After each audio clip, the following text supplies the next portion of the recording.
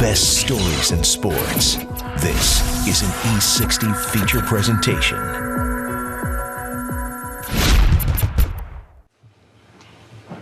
Hey, bud. Want to swap out shirts, get ready for the game tonight? All right. Sit you down. It's autumn in Rockford, Michigan. Plunk you down. 170 miles from Detroit. This one around. Johnny Agar is getting ready to watch his Tigers in the playoffs with his father, Jeff. There you go. Get out of here. Get out of here. Get out of here. Hit the fence. Hit it. Oh. That was a good swing right there. Yeah, he's really good. Yeah. Baseball is how 19-year-old Johnny and his father have bonded. Fastball inside. But it is also a reminder of how they are different. Oh, my God. Yes! Oh my God! Certainly, there are times where I want to be out there on the field. Everybody wants that dream in life. But sometimes things don't always work out the way that you want them to. It's a great honor to go with the Tigers, and it's been like a lifelong dream, to go with the Detroit Tigers. That dream for Johnny's father started in 1985. Jeff Agar pitched for 3 seasons in the minors for Detroit.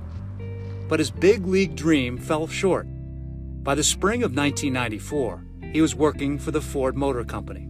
Jeff and his wife Becky were expecting their first child. Sports is part of our life, and actually we used to joke saying we wanted to have 9 kids so we had our own baseball team. March 18th, 1994. Johnny was born prematurely at 29 weeks. Tests revealed he had life-threatening complications. His brain was bleeding internally. It was a very scary thing for me. I'd get upset because, we like to be in control of what's happening, and this was one of the things I had no control over it. What was your reaction emotionally? Oh, we cried like babies is what we did. So you went from being elated at having a child to the point where you're thinking, can this child survive? He would survive, but then came a diagnosis, cerebral palsy. Doctors told Johnny's parents it was unlikely Johnny would ever walk, and then he may never speak.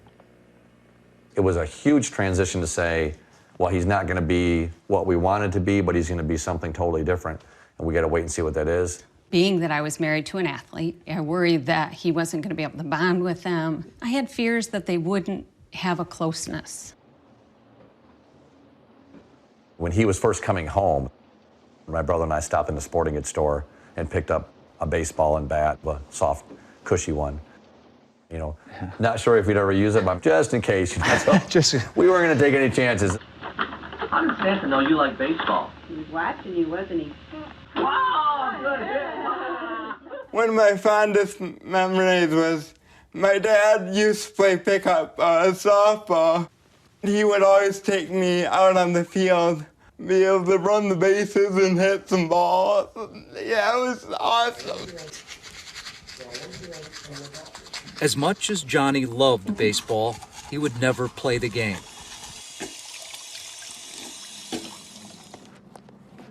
He has to be assisted in most everyday tasks. Okay, bud. Thank you. Okay, and sit up again, guys. Come on, sit up. Physical therapy twice a week helps strengthen his muscles. Pull it. Wonderful. But watching from a distance will be as close as Johnny ever comes to playing the game. Hey, let's go 1-0. He always tries to get right behind home plate.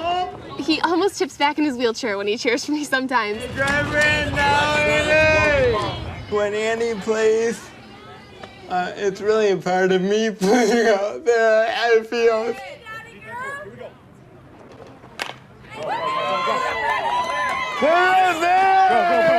To see her out there playing is really gratifying for me.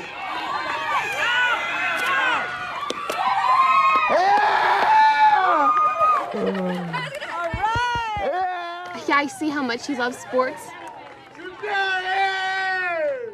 To see him not be able to play, it just kills me.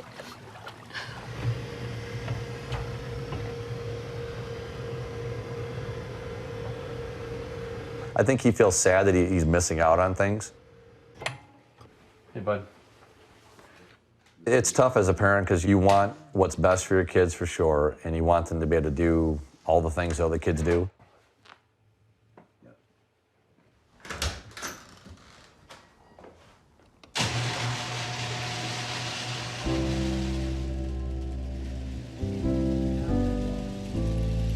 And so, with that, in the summer of 2009, Johnny's father found a way to get Johnny even closer to the competition. And off we go, Johnny. Fresh air.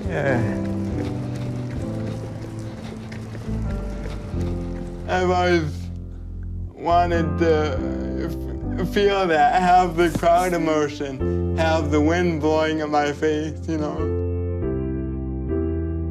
Good job, guys! Good job, guys!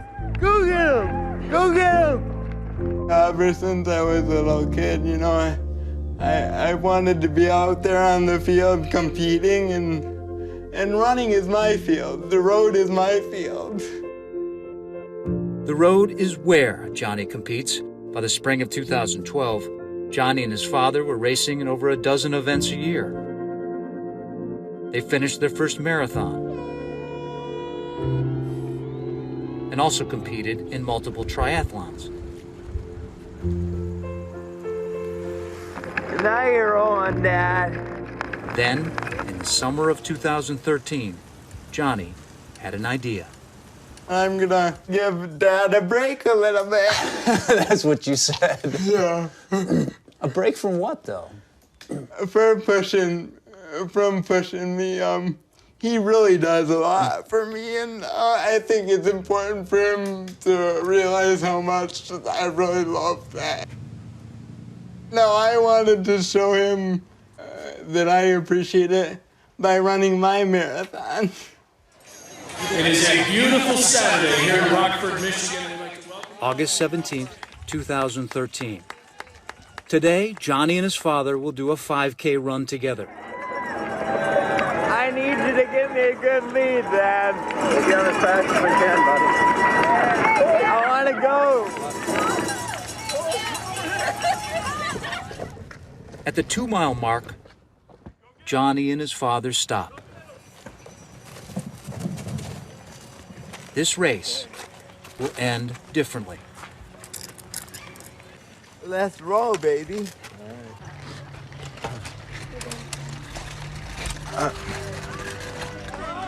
A mile to go. Yeah, good job. Good pace. You have to take it step by step, and with me, I think that was a goal for myself. Don't worry about going too fast, and just take it baby step by baby step. Thanks. What's your dad's role in all of this? He is my coach. You want to take a break? You want to get a break at 0.5? Yeah. Okay.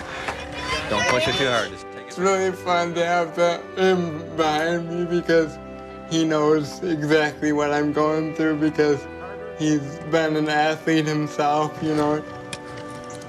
It's like a pit stop, Johnny. Lean your head down a minute. You know, he's got the determination in his face, but you can see that the physical aspect of it is taking its toll.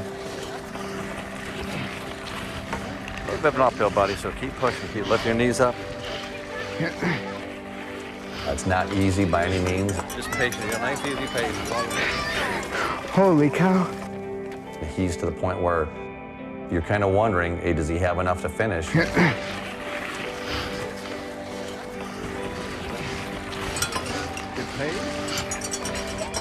had to take a break. Okay.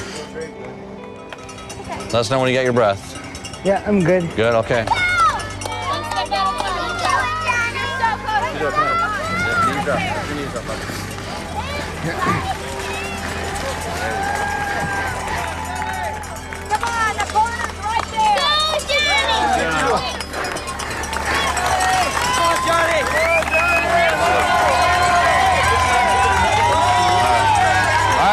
push to the finish. The finish line's right there, bud.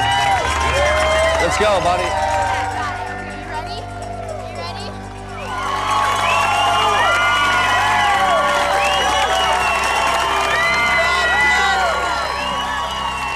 I was just stunned. When somebody does something so extraordinary that it has gone beyond what you possibly could have expected. Thank you!